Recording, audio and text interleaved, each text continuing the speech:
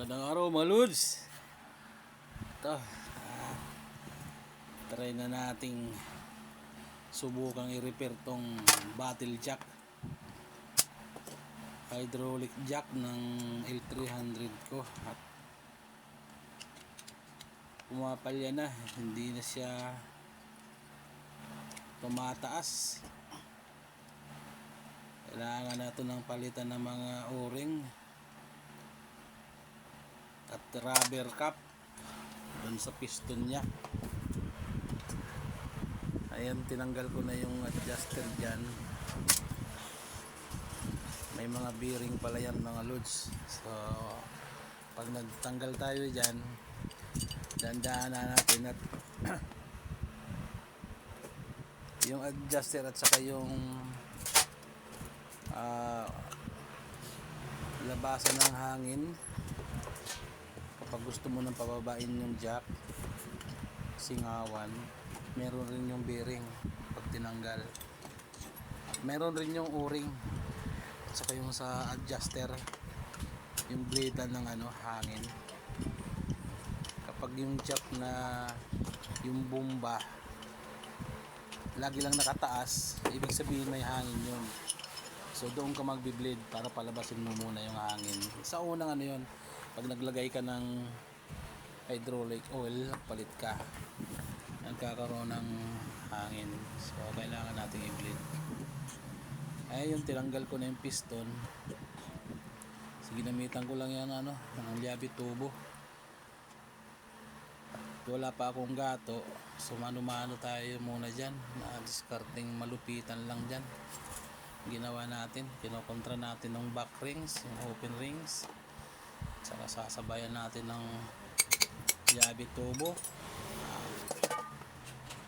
Tanggal yung sa pump ng bomba ng jack para malinisan natin at ma-check rin natin yung bearing at o-ring rin doon. So yun, tinanggal ko na yung pinaka-einer niya. At tubo lang yan loads na may thread dulo-dulo. So yun ang pinaka-pundasyon ng jack. Pero makapal yan, nasa schedule 40 yata yan. 40mm yata ang yan, ang kapal ng tubo. So didos yata yan, size niyan. Para sa L300 ko, 3 tons lang yata yan yung jack na yan. So yun, ginagawa natin ng diskarte, pinapalo-palo na lang natin ng martilyo. Nakapit naman yung back rings nyan, hindi naman malulustrid yung thread at saka yung ulo ng tornilyo. So medyo matigas talaga, kaya nilagyan ko muna ng langis para malang lumambot yung thread. Kaso hindi ko mabunot-bunot yung ulo ng Singer oil bottle. So nilagyan ko na lang ng langis na bago, tira-tira na langis ng diesel na makina. So yan, pinukpok ko ulit, pero medyo alalay naman yung pukpok natin dyan kasi baka mabiak, bumigay yung base nya.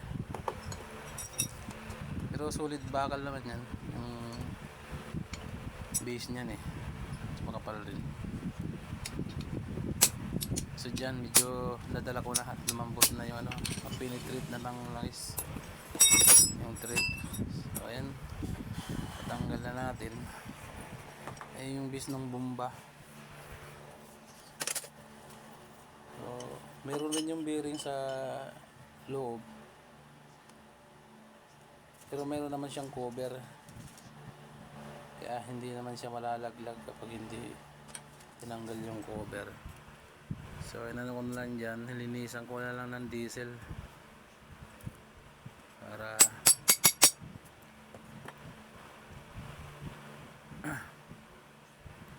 sinusubukan ko tanggalin yung bearing, pero may cover naman siya, hindi matanggal. Yan, diesel yung pinang linis ko dyan sa mga kalakalawang, at saka yung lumang langis matanggal. Yan kasi mabisang panlinis mga lods, crudo diesel. Ayan dyan, nililinis ko ng mga parts. So yung mga bomba at saka yung piston, niliha rin natin yung kalakalawang. So sa pag-YouTube lang naman mga lods, kaya ako natutunan yun. Sa lakasan ng loob, kaya rin natin. Ganun lang naman yun. So ayan, nilinisan ko yung piston. Yan yung pinaka piston ng bottle jack. Humanap lang ako ng paintbrush,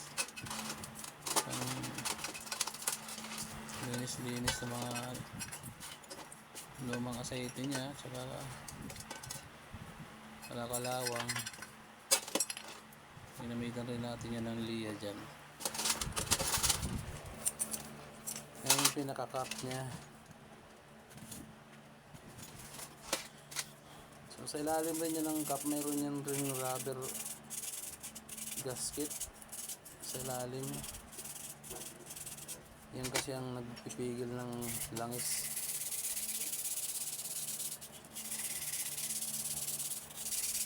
Yan yung pinaka piston. Medyo dumikit na yung kalakalawang, kaya ginamitan natin dyan ng pinong liha. Pati yung bomba ng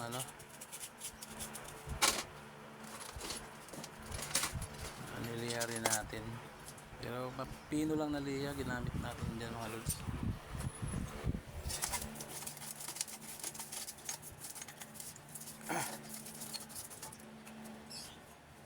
Gustong gusto ko kasi kapag yung ginagawa ko, gusto ko malinis talaga bago natin niya simbol ulit. Talagang nilinisan muna nating maigi. So ayan, naka-prepare na. Mag-a-assemble na tayo dyan.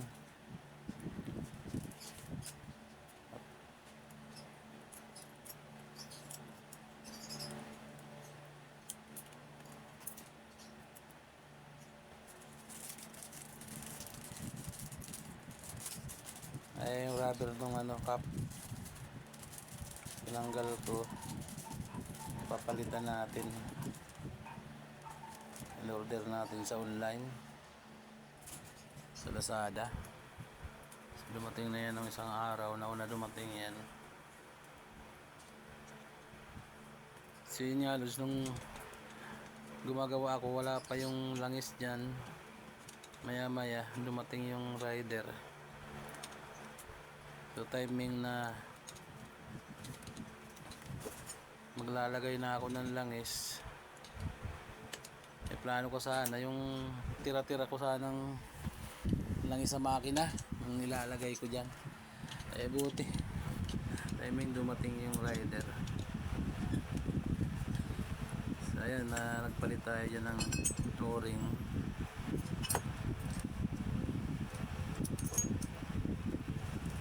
Para sa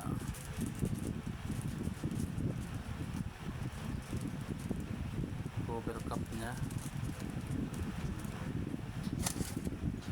Sumura lang naman yung gasket o-ring yan mga loads sa Lazada, 120. Kaso hindi talaga kompleto pala yan. Yung rubber cap ng piston hindi kasali. Sinubukan kong umikot sa mga auto supply, wala raw sila. Yung ginawa ko na lang dyan, yung dati pa rin yung rubber cap, pero yung pang ipit niyang o-ring pinalitan ko ng bago. Tsaka yung medyo makapal-kapal para bumukas siya. Kasi yun yung pinaka-main niya nagpapaakyat ng ano eh, jack. Kasi yun yung pinaka-piston niya. So napaka-importante nun, dapat mabaguhan nga eh. Sunod na lang, order na lang ulit ako sa Lazada. So yung mga lods, tinatanggal ko rin yung sa bomba. Meron rin kasi ang ano, o-ring at saka parang plastic gasket siya na kulay puti bago yung ano, o-ring nya. Medyo mano rin na tanggalin yung o-ring dahil siguro sa katagalan na rin tumigas na siya, kaya ginawa ko, pinutol ko na lang yun at may pampalit naman ako ng bago. Ayan na, naka-ready na yung bomba, pinaka-pump niya ng jack. So yung sa adjuster at saka labasan ng hangin, hindi naman masyadong ano yun, hindi ko na pinalitan ng o-ring. So yung hirap rin tanggalin, dapat may sadyang pang tanggal talaga ng o-ring na yun. So andyan mga lods, binalik ko na yung pinaka base ano niya,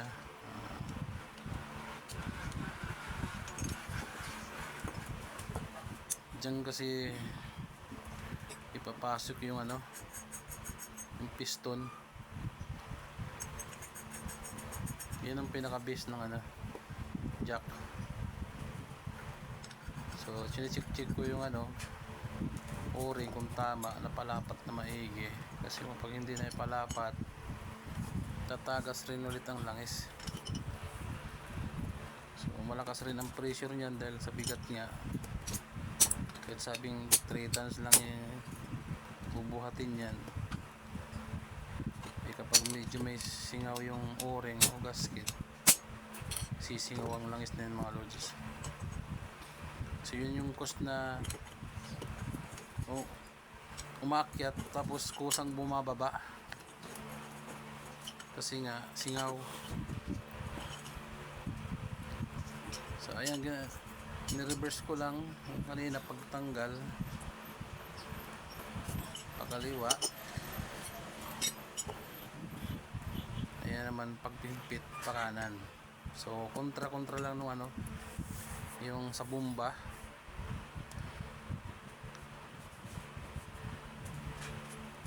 So yan, binalagay ko na yung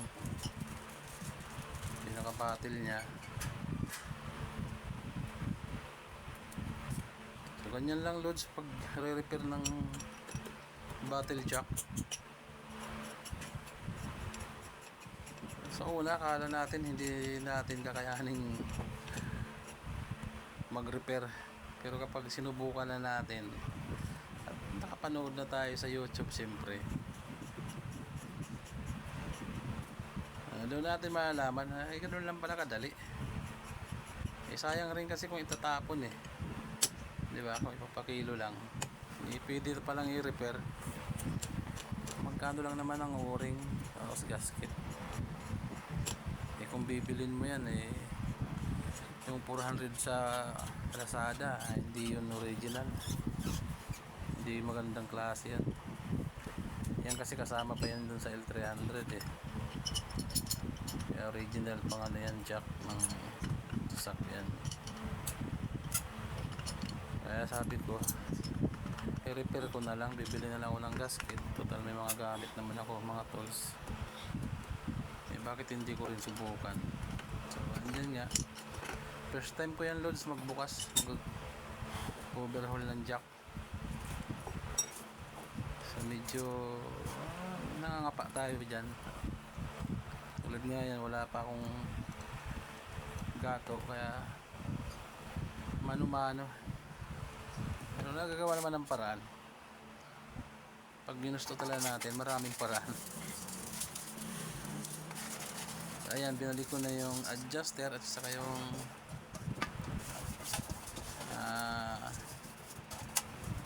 kasingawan ng hangin kapag ibababa natin yung jack.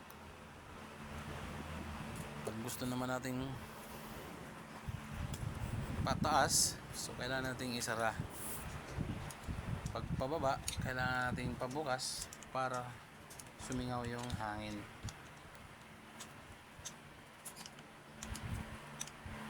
So ayan, yun yung adjuster na binabalik ko. Mayroon rin yung bearing na maliit at saka sunod yung spring, parang may pin. So dyan rin yung ang bleedan mga lods sa adjuster na yan.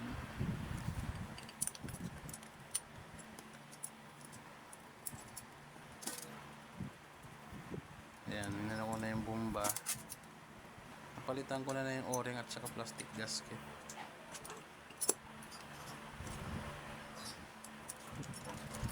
Ayan, may dalawang clip yan,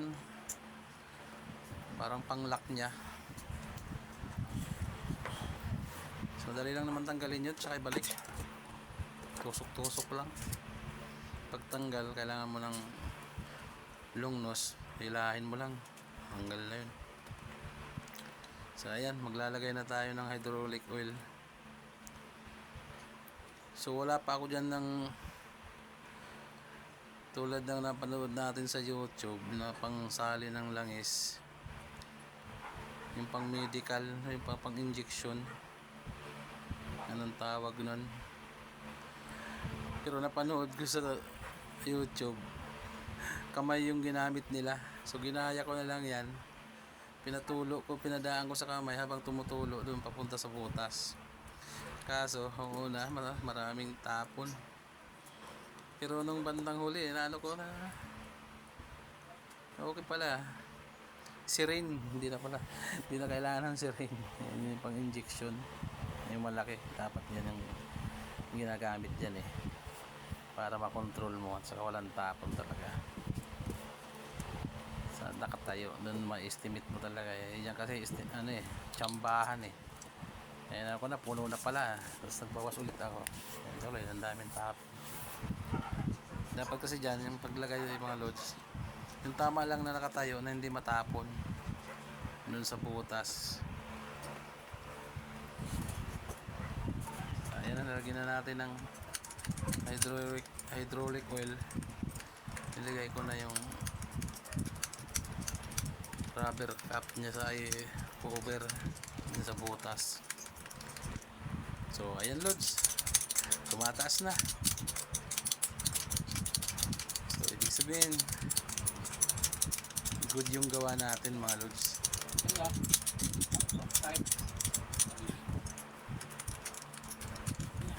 So sa unang magkakaroon dyan siya ng hangin. Yung sabi ko na